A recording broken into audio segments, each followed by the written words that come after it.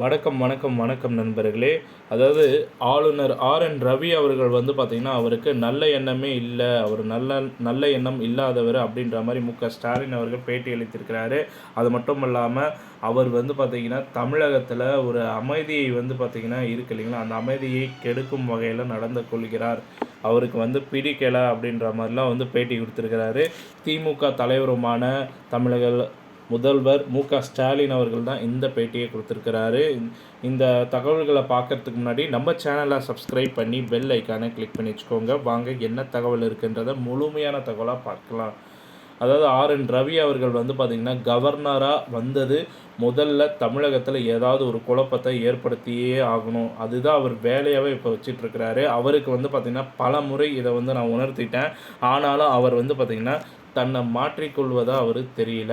அமைச்சர் செந்தில் பாலாஜியை பார்த்திங்கன்னா அமைச்சர் பதவியிலிருந்து நீக்குவதற்காக கவர்னர் ரவி அவர்கள் பார்த்திங்கன்னா அரசியலமைப்பு நெறிமுறைகளை மீறுவதாகவும், இது பார்த்திங்கன்னா நிர்வாக ஒழுக்க மீறல் அப்படின்ற மாதிரி சொல்லியிருக்கிறாரு. ஒரு அமைச்சரை பார்த்திங்கன்னா நியமிப்பதும் அந்த அமைச்சரை நீக்குவதும் முதல்வரின் தனிப்பட்ட விருப்புரிமை. அதை பார்த்திங்கன்னா அவர் பார்த்திங்கன்னா மற்ற விஷயங்களை தவிர இதை சார்ந்தே பார்த்திங்கன்னா பேசிகிட்டு இருக்காரு. வேறு யாருக்கும் அந்த அதிகாரமும் இல்லை அப்படின்ற மாதிரி சொல்லியிருக்கிறாரு. ஒரு அமைச்சருக்கு பதவி பிரமாணம் செய்து வைப்பது மட்டும்தான் அவருடைய வேலை.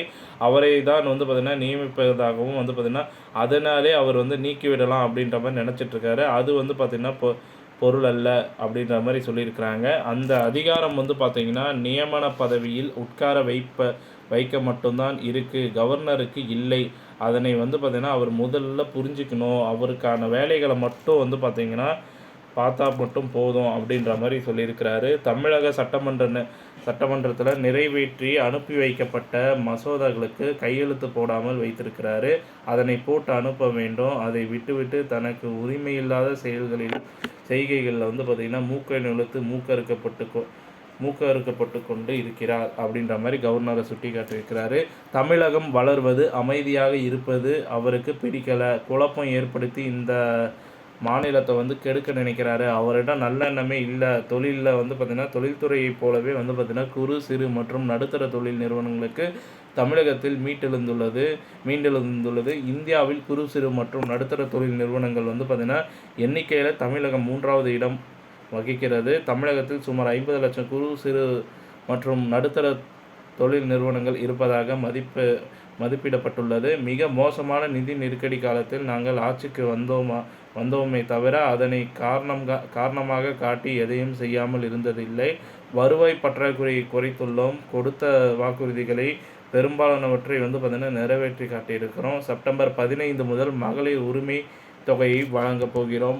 அது மட்டும் இல்லாமல் 1 கோடி பெண்கள் மாதந்தோறும் 1000 ரூபாய் பெற போகிறார்கள். இவ்வாறு அவர் பார்த்திங்கன்னா தெரிவிச்சிருக்கிறாரு. இந்த தகவலானது முடிவடைகிறது. இந்த தகவல் பிடிச்சிருந்தால் லைக் பண்ணுங்கள், ஷேர் பண்ணுங்கள். மறக்காமல் சேனலை சப்ஸ்கிரைப் பண்ணி பெல் ஐக்கானை கிளிக் பண்ணி வச்சுக்கோங்க. நன்றி, வணக்கம்.